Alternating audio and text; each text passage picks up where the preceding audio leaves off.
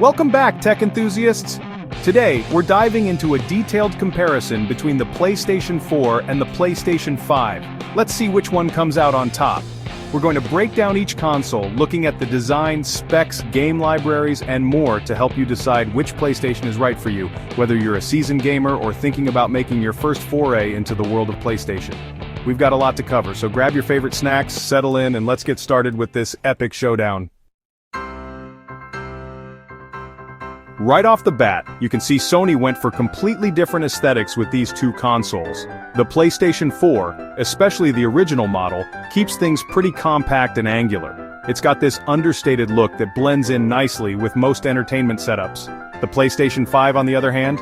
Well, it's big, bold, and futuristic. It's going to stand out on your shelf, and it's definitely a conversation starter. The white and black color scheme might not be for everyone, but it definitely screams next-gen. In terms of build quality, both consoles are pretty solid. The PlayStation 4 has proven itself to be a reliable machine over the years, but holding the PlayStation 5, you can feel that it's a step up in terms of premium materials. It feels really well put together.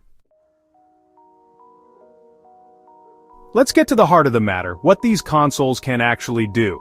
The PlayStation 4, even the PlayStation 4 Pro, shows its age compared to the raw horsepower of the PlayStation 5.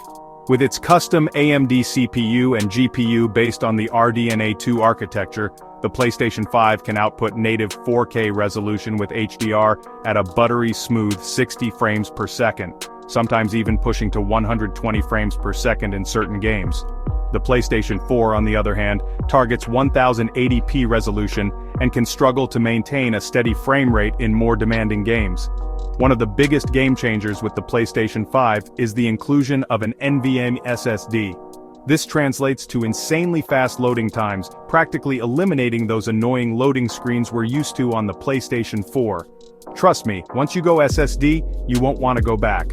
And of course, we can't forget about the PlayStation 5's 3D audio technology, which adds a whole new level of immersion to gaming.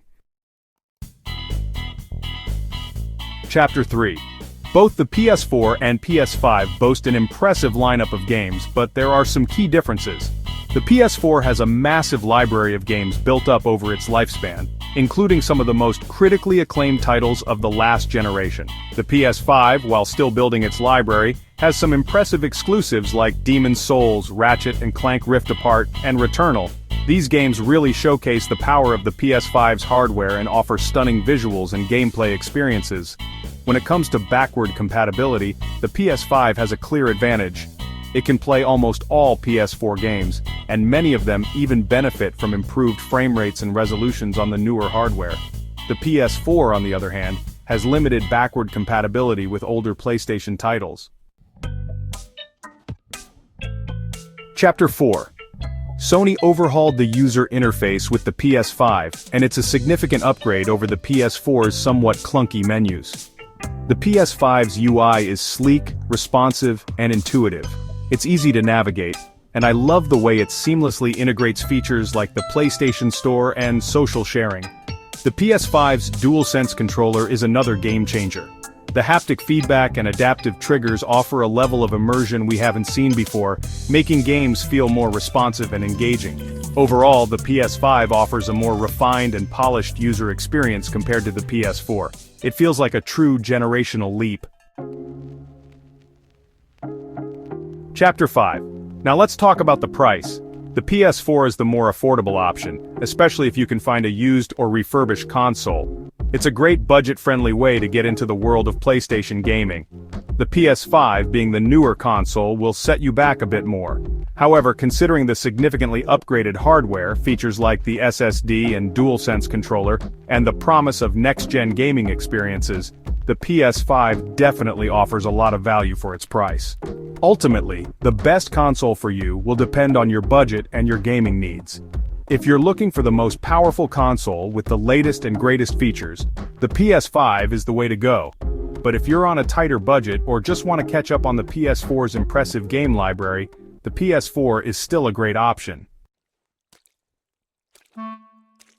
Outro. So there you have it. Both the PS4 and PS5 have their own strengths and weaknesses. Which one do you prefer?